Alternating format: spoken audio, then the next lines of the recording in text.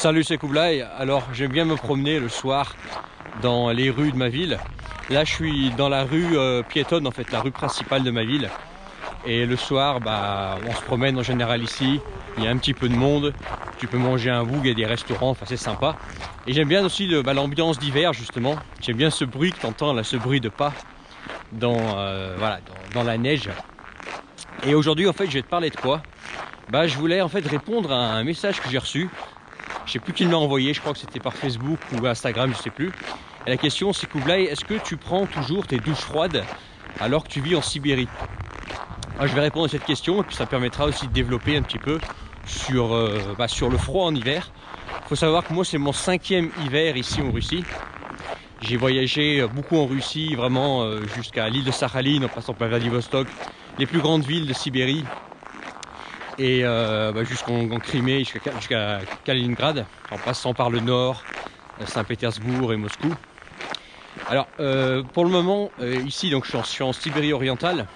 Le plus froid que j'ai connu pour le moment, enfin qu'on a connu, c'est moins 27. Mais par contre j'ai déjà connu plus froid en Russie. J'ai connu moins 38 à Novosibirsk il y a quelques années quand j'y étais. Et je vais donner aujourd'hui un petit peu des conseils, mes impressions sur le froid en Russie. Alors la Russie c'est très grand comme pays. Je vais donner quelques conseils généraux si toi tu te envisages d'aller vivre dans un pays froid comme ça, à quoi il faut faire attention, comment t'y prendre pour vivre dans le froid. Alors dans le froid, la première chose, par exemple là je marche dans le froid, il doit faire je sais pas au moins 17 je crois. En fait j'ai pas froid mais par contre ma bouche comme elle est dans le froid, elle a plus de difficultés à parler, je sais pas si tu as remarqué. Donc ça c'est un inconvénient du froid. Par contre, faut savoir que le froid, en fait, tu t'y fais vite, tu t'habitues.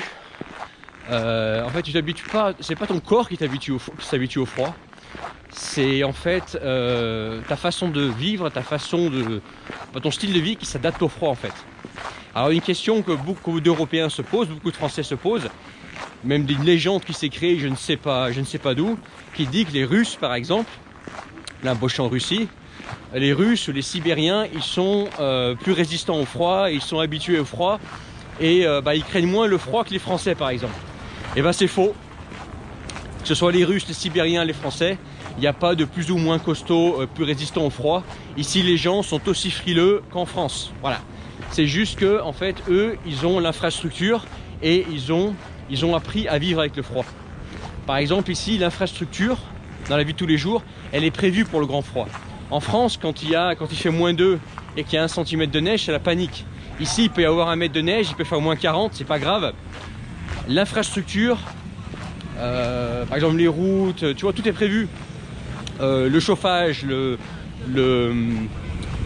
l'isolation est prévue pour résister au froid. Tu as le chauffage central ici, qui est très chaud, même trop chaud. Toi, dans mon appartement, il fait 25 degrés. La nuit, il nous arrive de dormir avec une fenêtre ouverte parce que on a trop chaud la nuit alors qu'on est en Sibérie, tu vois. Pareil à Moscou, quand j'y vivais, j'ai vécu 3 ans et demi à Moscou, etc. Donc si tu veux, tout est prévu pour le froid.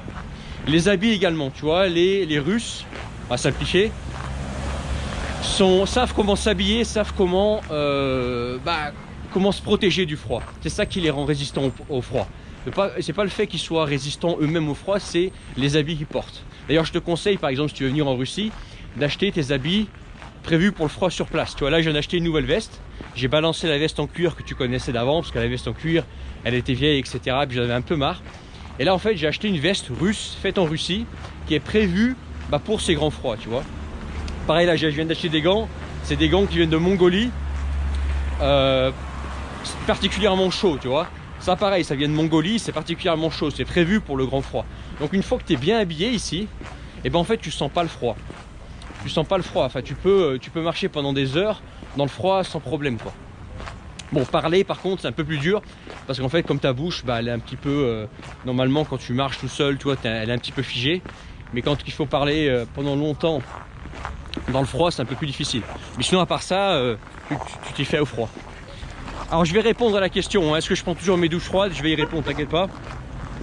Ensuite, en fait, il ne faut pas regarder la température quand tu vas dans un pays froid. Il ne faut pas regarder la température, il faut regarder aussi l'humidité. Par exemple, si je te dis Sibérie, quelqu'un qui ne connaît pas la Russie, si tu lui dis par exemple Saint-Pétersbourg, ah, il va te dire ouais, les beaux bâtiments dans l'architecture, j'étais en train de le dire à la russe, l'architecture européenne, etc. Mais par contre, si tu lui dis Sibérie, il va te dire grand froid. Alors qu'en fait, il n'y a rien de plus froid, il n'y a rien de plus faux. Parce qu'en Sibérie, notamment si tu es au sud de la Sibérie, là je suis dans le sud du pays, et ben en fait là, le ressenti du froid ici est moindre qu'à Saint-Pétersbourg.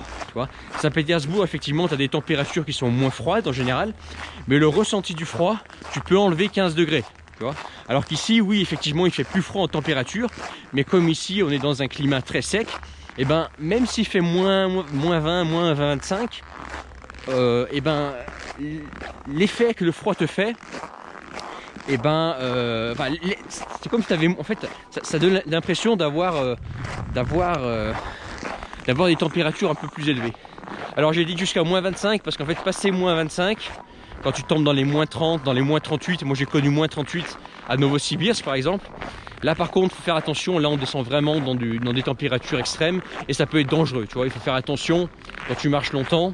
Si tu commences à avoir froid aux mains, tu commences à avoir froid aux pieds, il faut mieux rentrer quelque part, boire un thé et réchauffer un petit peu tes mains et tes pieds parce que tu peux très vite te geler les doigts ou les pieds. Mais là on parle vraiment de température de moins 30, 35, moins 40, tu vois, c'est vraiment extrême. Et dans le sud du pays, ces températures peuvent arriver.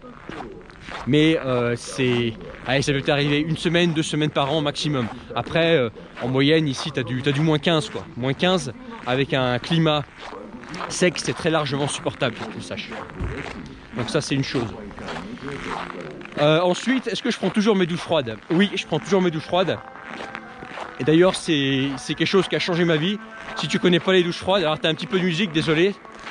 C'est quelque chose que tu devrais essayer. Et même ici en Sibérie, je prends toujours mes douches froides. Le truc, c'est que je m'adapte un petit peu en fait. Par exemple, quand j'étais à Kaliningrad ou quand je suis en Asie, je commence tout de suite avec la douche froide. Je prends la douche, j'ouvre le robinet d'eau froide et je me douche directement à l'eau froide. Alors qu'ici, en fait, quand par exemple, quand je suis resté chez moi, je suis pas sorti, pareil, je commence tout de suite à l'eau froide. Mais par contre, si par exemple je me suis baladé dehors ou je suis resté dehors pendant longtemps, j'ai eu froid, en arrivant chez moi, si je prends ma douche, progressivement, je descends la température et je finis par une douche froide de quelques minutes, tu vois. Je m'adapte au climat. Mais oui, je prends toujours mes douches froides et c'est quelque chose que je t'invite à essayer. Alors au début, ça va être atroce, la première semaine, ça va être terrible. Moi aujourd'hui, la douche froide, je ne peux plus m'en passer. Ça vraiment, ça me donne du tonus. Le matin, ça me réveille, tu vois, c'est vraiment, ça me donne un coup de boost. Et ça m'a fait du bien, tu vois, je sens vraiment les effets, ça fait maintenant des mois que je fais ça, je sens, tu vois, que j'ai plus de pêche, j'ai plus d'énergie, je fonctionne mieux avec les douches froides. Donc oui, je prends toujours les douches froides, c'est juste que je m'adapte, comme les Russes font, s'adaptent au froid, je m'adapte au froid, tout simplement. Mais sinon, à part ça, tu vois, là, je te parle depuis un petit moment déjà, on doit bien faire 5-6 minutes. Et sinon, à part ça, le froid, en fait, c'est largement supportable. J'aime bien, tu vois, le froid. J'aime bien le froid. C'est beau, tu vois, tu as des paysages qui sont beaux. Tu te trempes pas. Tu vois, quand je vivais en Thaïlande, j'avais je dégoulinais constamment de la chaleur, etc. Et tu rentres dans les centres commerciaux, tu avais froid. Alors là, tu n'as pas ça, quoi. Là, tu es vraiment dans le confort, tu t'habilles bien. Ensuite aussi, ce que tu peux faire, c'est que si jamais tu vis dans un pays froid et que tu en as un petit peu marre du froid, ça peut arriver, hein, tu peux avoir des périodes où tu dis putain, j'aimerais bien être au bord de la mer. Et bah c'est simple, tu prends un billet d'avion et tu vas en Thaïlande, tu vas aux Philippines, tu vas aux Maldives et il n'y a plus de problème, tu vois. Moi ça peut m'arriver, hein, peut-être que je sais pas, au mois de janvier, février, j'aurai envie de faire un petit break de quelques semaines ou d'une semaine ou 3 semaines. Qu'est-ce que je fais? Et bah j'achète un billet d'avion. Je vais en Thaïlande, la Thaïlande elle est juste en bas de là où je suis, j'ai plus qu'à descendre tout bas. Et voilà, je suis en Thaïlande pour une semaine, le temps de me prendre ma dose de four, de chaleur. Et puis je reviens en Sibérie, tu vois, tu peux faire ça. C'est pas parce que tu vis dans un pays que tu es obligé d'y rester et que tu veux plus en sortir. Tu peux très bien te faire des breaks, tu vois. Comme certains mecs font, qui vivent sous les tropiques, quand il fait trop chaud, en fait, ils vont dans un pays plus frais pour pour faire du bien à leur cœur, quoi. Parce que quand tu vis dans un pays chaud, et ben t'as le cœur qui bat fort, c'est vraiment mauvais. Moi je me souviens en Thaïlande, le chaud où normalement ça pesait, quoi. T'avais vraiment envie de dire putain. D'ailleurs c'est ce que je faisais en Thaïlande. De temps en temps j'allais au Japon il faisait plus frais. Et ça me permettait de faire des pauses, quoi. Si toi tu es intéressé par la vie à l'étranger et l'expatriation, que toi aussi tu veux te créer une vie ailleurs, en dehors de la France notamment, ou de la Belgique, et je t'invite à regarder en bas de cette vidéo et nous rejoindre dans la lettre d'Eurasie. La lettre d'Eurasie, ce sont mes contacts privés. En faisant partie de mes contacts privés, tu auras accès aux messages que je ne divulgue pas publiquement. Des messages confidentiels réservés uniquement aux personnes inscrites à la lettre d'Eurasie. Et c'est là qu'on rentre dans le concret. C'est là qu'on rentre vraiment dans la construction de ta vie libre géographiquement. Le Graal, on construit ta vie à l'étranger, l'expatriation, l'immigration. On fait partir vivre à l'étranger, soit en Russie. Alors moi je te parle de la Russie parce que j'y suis, mais je t'invite pas particulièrement à venir ici, hein. La Russie c'est pas pour tout le monde, hein. Ça, il y a des trucs très bien en Russie, il y a d'autres trucs qui sont moins bien. Ça dépend des profils des gens. Mais peut-être que toi c'est, je sais pas, c'est peut-être un pays d'Asie, peut-être que c'est un pays d'Europe de l'Est. Bref, tous ces pays où il fait bon vivre maintenant. Je t'invite à regarder en bas de cette vidéo. Ça s'appelle la lettre d'Eurasie. Je te dis à bientôt dans la lettre d'Eurasie. On se retrouve par mail. Et moi je te laisse là-dessus parce que là il y a une alarme de voiture. Ciao.